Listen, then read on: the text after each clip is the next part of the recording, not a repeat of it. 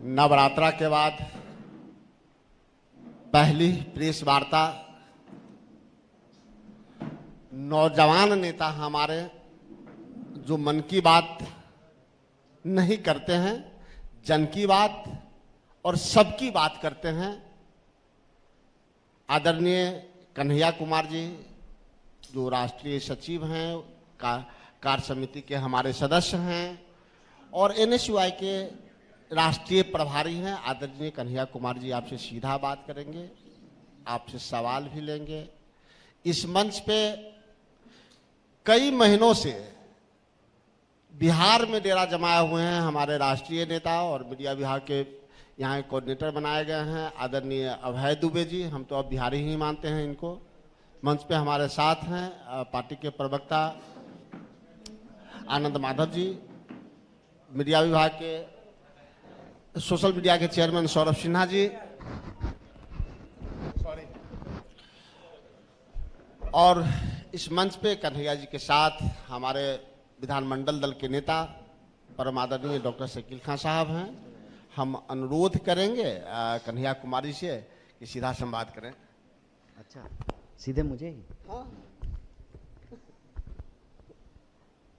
सबसे पहले तो बिहार प्रदेश कांग्रेस कमेटी की तरफ से सभी पत्रकार साथियों का, कैमरा के पीछे खड़े हमारे सभी दोस्तों का बहुत बहुत स्वागत, अभिनंदन।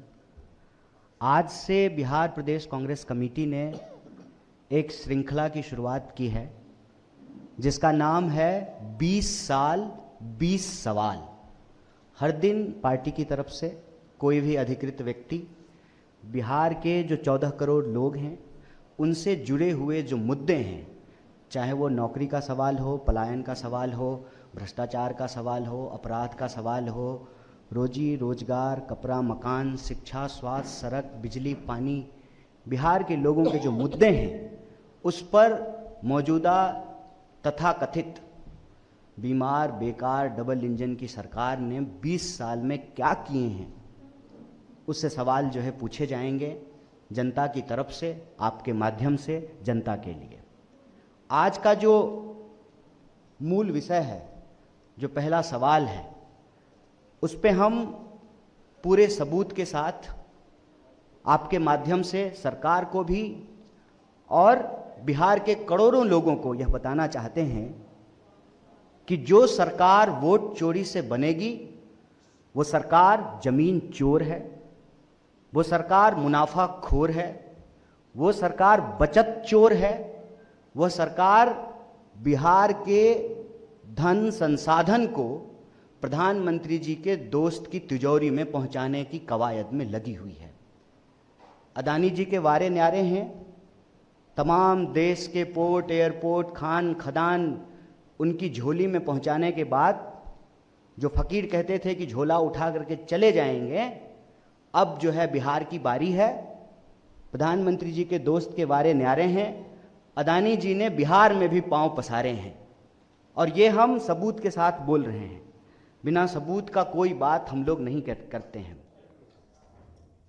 प्रश्न ये है, को हजारों करोड़ का प्रोजेक्ट दे रहे हैं और पावर प्लांट बनाने के लिए जो 21,000 करोड़ आवंटित किए गए, उस प्रोजेक्ट को सरकार जो है वापस ले ली और प्रधानमंत्री जी के जो मित्र हैं वो प्रोजेक्ट जो है उनको सौंप दिया गया है। मतलब वह जो हजारों करोड़ बिहार को पैकेज देने की बात की जा रही थी वह सिर्फ और सिर्फ प्रचार था, बिहार के लोगों को कुछ नहीं मिला है। दूसरा जो विषय है कि यह जो प्रोजेक्ट है जिसकी हम चर्चा कर रहे हैं पावर प्लांट की, असल में इसकी शुरुआत यूपीए सरकार के दौरान हुई थी। भूमि अधिग्रहण शुरू हुआ था और उस वक्त ये राज्य सरकार और केंद्र सरकार को मिलकर के यह प्रोजेक्ट बनाना था। मौजूदा केंद्र सरकार ने इस प्रोजेक्ट को अपने दोस्त, इस प्रोजेक्ट के संबंध में जो राज्य सरकार की भूमिका थी वो तो राज्य सरकार ने निभाई, लेकिन जो बजट आवंटित किया गया था, जिसका बहुत प्रचार किया गया था, उस बजट से केंद्र की सरकार ने हाथ खींच लिया। और जब तीसरा जो महत्वपूर्ण बिंदु है, इसको सिलसिलेवार ढंग से आप देखेंगे तो इस बजट के में, इस प्रोजेक्ट में जितना अंबानी जी खर्च करने का प्रॉमिस, अदानी जी, माफ कीजिएगा, क्या करें दोनों एक ही हैं, बड़ा नाम मिलता जुलता है। अदानी जी कह रहे हैं कि हम 25,000 करोड़ में जो है ये प्रोजेक्ट बनाएंगे, और सरकार जो है उसके पास भी 21,000 करोड़ आवंटित था। पहला प्रश्न ये है इस प्रोजेक्ट से संबंधित, फिर ये प्रोजेक्ट जो है अदानी जी को क्यों दे दिया गया। दूसरा प्रश्न ये है, एक असेसमेंट के हिसाब से इस प्रोजेक्ट से कुल 1 लाख करोड़ का मुनाफा होना है, बचत होना है, 1 लाख करोड़ का। ये 1 लाख करोड़ अब बिहार के लोगों की झोली में नहीं पहुंचेगा, ये 1 लाख करोड़ जो है अब प्रधानमंत्री जी के दोस्त के तिजोरी में पहुंचेगा। तीसरा बिंदु जो है कि फिक्स रेट पर यही अदानी जी दूसरे राज्यों में 3 रुपए प्रति यूनिट, 3.5 रुपए प्रति यूनिट में जो है ठेका ले रहे हैं, पावर प्रोजेक्ट इनको मिल रहा है। बिहार में अभी अभी इनको 6 रुपए प्रति यूनिट से जो है उससे भी ज्यादा ये ठेका इनको मिला है। अगर ये 5 रुपए प्रति यूनिट से भी मिलता तो लगभग बिहार को 56,000 करोड़ रुपए की बचत होती, 56,000 करोड़। सवाल यह है कि मनमाने रेट पे, प्रति यूनिट मनमाने रेट पे यह प्रोजेक्ट अदानी जी को क्यों दिया गया है। तो 3 विषय है हमारे सामने। पहला, 1 रुपए प्रति एकड़ के हिसाब से 1,000 एकड़ जमीन अदानी को क्यों दी गई। दूसरा, जो इस प्रोजेक्ट से 1 लाख करोड़ का मुनाफा होना था वो बिहार के लोगों की जेब में पहुंचने की बजाय प्रधानमंत्री जी के दोस्त की तिजोरी में क्यों पहुंच रहा है। और तीसरा, सुविधा अनुसार 6 रुपए से भी ज्यादा प्रति यूनिट में जो है इनको ठेका मिला है, जबकि उत्तर प्रदेश में 3.5 रुपए में, और अभी जनवरी में ही बंगाल में जो है इनको 3.5 रुपए में के फिक्स रेट पर ठेका दिया गया है। तो बिहार के साथ यह अन्याय क्यों किया जा रहा है। और जब आप तीनों विषय को जोड़ करके देखेंगे तो आपको स्पष्ट हो जाएगा कि यह सरकार न सिर्फ वोट चोर है, जमीन चोर है, बचत चोर है, मुनाफाखोर है, और बिहार का हजारों करोड़ रुपया चुरा करके जिनसे चंदा लेते हैं, तुम मुझे चंदा दो मैं तुम्हें धंधा दूंगा, उस सिद्धांत पे जो है बिहार के संसाधनों की चोरी कर रहे हैं। इसी से विषय से जुड़ा हुआ एक बात और आपके प्रकाश में लाना चाहता हूं। हम क्यों कहते हैं कि वोट चोरी की सरकार जमीन चोर होती है। बिहार का बच्चा बच्चा, घर घर में लोग ये जानते हैं कि पिछले कई महीनों से, वरन कई सालों से यह हल्ला हो रहा था, सर्वे होगा, सर्वे होगा। हर कोई जिनके पास भी थोड़ी बहुत जमीन है, 1 कट्ठा 10 धूर, 2 कट्ठा 5 कट्ठा जमीन का कागज लेकर के ब्लॉक का चक्कर लगा रहे थे। घुसखोरी, संगठित घुसखोरी के उस चक्कर में फंस रहे थे, जमीन का कागज निकलवाने के लिए, नक्शा का फोटो स्टेट करवाने के लिए, रसीद कटवाने के लिए। असल इनको जमीन की सर्वे नहीं करनी है, जनता का जमीन जनता के पास नहीं रहने देनी है। यह सर्वे नहीं है, इनकी गिद्ध नजर बिहार की जमीनों पर है।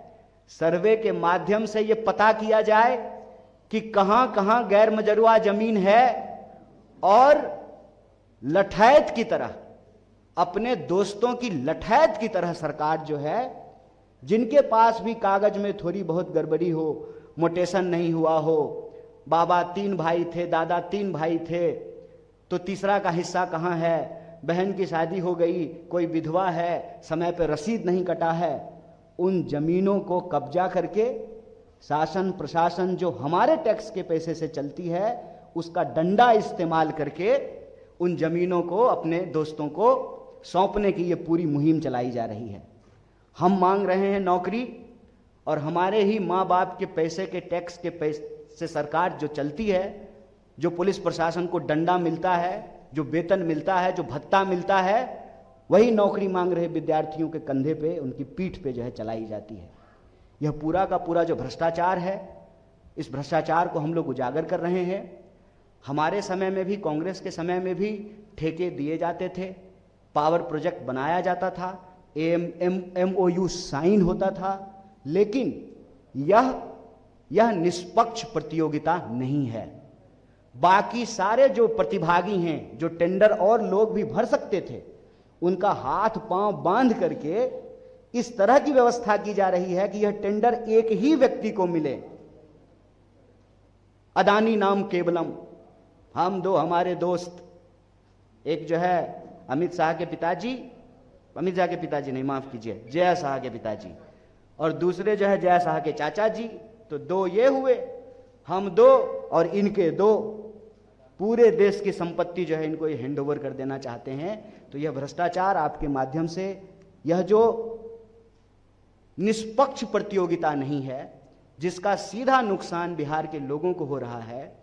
1000 एकड़ जमीन 1 रुपए में। भूमि अधिग्रहण का कानून कहता है कि जो जमीन अधिग्रहित की गई जिस प्रोजेक्ट के लिए, उस प्रोजेक्ट पे अगर वही प्रोजेक्ट नहीं बनेगा तो वो जमीन अपने आप किसानों के पास चली जाएगी। किसानों को वो जमीन नहीं मिली, पुराने रेट पे जमीन अधिग्रहित किया गया। देखिए कितना मजेदार है, किसान को पुराने रेट पे मुआवजा देकर के जमीन अधिग्रहित किए और दोस्त को नए रेट पे, मनमाने रेट पे जो है उनको जमीन हैंडओवर कर दी गई। किसान को जमीन मिलेगा पुराने रेट पे और अदानी जी को प्रति यूनिट फिक्स रेट मिलेगा नए दर पे। जनवरी में जो MOU हो रहा है दूसरे राज्यों में तो 3.5 रुपए प्रति यूनिट और बिहार में 6.5 रुपए प्रति यूनिट। 1 रुपया भी अगर कम पे 5 रुपया पे भी होता तो 56,000 करोड़ का बचत होता बिहार का। तो सवाल यह है कि 1 रुपए में 1000 प्रति एकड़ जमीन क्यों दी गई? जो 1 लाख करोड़ का बचत है बिहार का, उसको दोस्त की तिजोरी में पहुंचाने का प्रबंध क्यों किया गया? और फिक्स रेट पर, मनमाने रेट पर जो ये MOU साइन हुआ है या जो प्रोजेक्ट साइन हुआ है, उसमें जो 1 रुपया भी कम होता तो 56,000 करोड़ रुपए का बचत होता। तो ये बचत की चपत यह सरकार क्यों लगा रही है, ये पक्ष हम आपके सामने रख रहे हैं और इस दावे को दोहरा रहे हैं कि वोट चोरी से बनी सरकार जमीन चोर है, मुनाफा खोर है, बचत चोर है। बहुत बहुत शुक्रिया, बहुत धन्यवाद। एक विषय और हम आपके समक्ष लाना चाहते हैं कि पिछले दिनों जब बड़े धूमधाम से प्रधानमंत्री जी स्वयं एक तथाकथित सांस्कृतिक संगठन का जश्न मना रहे थे, तो देश के एक प्रतिष्ठित विश्वविद्यालय में प्रशासन के ताम झाम के साथ जनता के खर्च वर्च से स्थापना दिवस मनाने का प्रयोजन राजस्थान विश्वविद्यालय में किया गया। NSUI ने कहा कि हर राजनीतिक दल, हर सांस्कृतिक दल के अधिकार संविधान में समान है। किसी एक पार्टी की सरकार है इसका यह मतलब नहीं है कि देश के विश्वविद्यालयों को उनके संगठन का, उनके विचार का चारागाह बना दिया जाए। और इसका पुरजोर मुखालफत राजस्थान NSUI की पूरी यूनिट ने की, राजस्थान प्रदेश अध्यक्ष ने किया, विनोद जाखड़ ने किया। पूरे शासन प्रशासन का इस्तेमाल करके, पुलिस का इस्तेमाल करके उनके साथ मारपीट की गई और तमाम नेताओं और कार्यकर्ताओं को कई घंटों तक अलग अलग थानों में घुमाते रहे और अभी जो है उनको पकड़ करके जेल में भेज दिया गया है। हम कहते हैं यही RSS की व्यवस्था है। जिस दिन RSS का प्रभुत्व समाज पे होगा, शासन प्रशासन उनके कब्जे में होगी, उस दिन संविधान का गला दबाया जाएगा और ये उसका सीधा उदाहरण है। आपको अगर कार्यक्रम करने का अधिकार है तो वो अधिकार सरकारी संस्थानों में करने का नहीं है। और अगर आप सरकारी संस्थान में कर रहे हैं तो आप अगर कार्यक्रम कर सकते हैं तो इस देश का नागरिक और विद्यार्थी होने के चलते उसका विरोध करने का अधिकार हमको ये संविधान देता है। फिर गैर संवैधानिक तरीके से संगीन धाराओं में, जिसका उस कार्यक्रम से और उस विरोध से कोई लेना देना नहीं है, उन छात्र नेताओं को और NSUI के कार्यकर्ताओं को अरेस्ट किया गया है। हम इस मंच से न सिर्फ उसकी मजम्मत करते हैं, उसका विरोध करते हैं, बल्कि एनएसयूआई के इस साहसपूर्ण कर्तव्य के लिए, कार्य के लिए उनकी बहुत प्रशंसा करते हैं। और पूरी ताकत से बिहार प्रदेश कांग्रेस कमेटी, पूरा देश, हर विद्यार्थी जो लोकतंत्र और संविधान पसंद है उनके साथ खड़ा है, मजबूती से खड़ा है। बहुत बहुत धन्यवाद। एक तथ्य जोड़ना जरूरी है। Thank you Kanhaiya ji. आप याद कीजिए कि बिहार में 17 महीने की हमारी सरकार थी, साझा सरकार थी। नीतीश बाबू चीफ मिनिस्टर थे। बिजली पे, बजट पे बहस हो रही थी। माननीय मुख्यमंत्री जी ने खुद कहा, बिजली मिनिस्टर विजेंद्र यादव जी मौजूद थे और प्रतिकार किया भारतीय जनता पार्टी का और केंद्र सरकार का कि गुजरात में हमसे सस्ती बिजली, जो कि कहा जाता है कि पिछड़ा राज्य नहीं है, और बिहार में महंगी बिजली दी जा रही है। वक्तव्य निकाल लीजिएगा उस वक्त के बिजली मिनिस्टर का, जो आज भी बिजली मिनिस्टर हैं, उस वक्त के मुख्यमंत्री का, जो आज भी बिजली मिनिस्टर हैं। तो ये जो विरोधाभास है, सरकार बदल जाने से आप सत्य को कैसे छिपाइएगा? और अब तो छिपा नहीं रहे हैं। जैसा कि कन्हैया जी ने कहा, आप खुली छूट दे रखा है अडानी को कि वो आए और उस पर जितनी चोरी चकारी करना है वो करे। ये एक तथ्य था जो मैंने सोचा कि आपको बता दूं। धन्यवाद। कोई क्वेश्चन?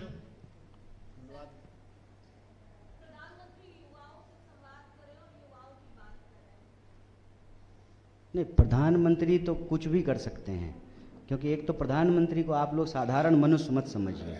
नॉन बायोलॉजिकल अवतारी ईश्वर के अवतार हैं, तो उनके बारे में साधारण बात मत किया कीजिए। लेकिन प्रधानमंत्री से ये पूछा जाए कि युवा संवाद कर रहे हैं, अच्छी बात है, युवाओं को रोजगार भी मिलेगा कि खाली भतीजा को ही रोजगार मिलेगा, कि बिहार के युवाओं को भी रोजगार मिलेगा? क्यों पेपर लीक हो रहा है? क्यों कोई भी परीक्षा जो है वो समय पे नहीं हो रही है? नौकरी मांग रहे विद्यार्थियों को क्यों लाठी मारा जा रहा है? प्रधानमंत्री से तो ये पूछा जाना चाहिए ना कि क्यों चपत लगाए हैं 1 लाख करोड़ का? बिहार के किसान से पुराने रेट पे ज़मीन ले लिए और जो है अपने दोस्त को जो है नए रेट पे जो है 6.5 रुपये प्रति यूनिट फिक्स रेट पे जो है प्रोजेक्ट दे रहे हैं। तो युवा संवाद खाली बोलने से, खाली गाल बजाने से नहीं होगा ना। प्रधानमंत्री जी को बस आपको अगर मौका मिले तो याद दिला दीजिएगा कि अब आप तीसरी बार प्रधानमंत्री हैं, आप नेता प्रतिपक्ष नहीं हैं। तो कब तक जो है मन की बात के नाम पर गाल बजाते रहिएगा, परीक्षा पे चर्चा के नाम पे गाल बजाते रहिएगा? कब तक जो है आप भर्ती के बारे में जो है वादा ही करते रहिएगा? डिलीवरी कब होगी? यह सवाल उनसे पूछा जाना चाहिए। आप लड़ाइएगा तो लड़ लेंगे, काहे नहीं है? तो लड़वा दीजिए, लड़ लेंगे। आप लड़वाइएगा तो लड़ेंगे सर। हैं? कांग्रेस जो मौका नहीं दे रही है तो आपके साथ आपसे बातचीत कैसे कर रहे हैं? आपको क्या जबरदस्ती थोड़ी हम आ गए हैं बुलाए? इस फैसले का हाँ और ना में हम नहीं बोलते हैं। इस फैसले का मामला तो पार्टी से है ना? नहीं, पार्टी और व्यक्ति, हमारी पार्टी है, व्यक्ति भी महत्वपूर्ण है और पार्टी भी महत्वपूर्ण है। पार्टी का फैसला जो भी होगा, जो कन्हैया जी भी स्वीकार करते हैं, हम सब लोग स्वीकार करते हैं, तो पार्टी जी का फैसला करना। मेरी इच्छा है मंगल पे जाने की, चलिएगा तो ले चलेंगे आपको भी। बहुत धन्यवाद।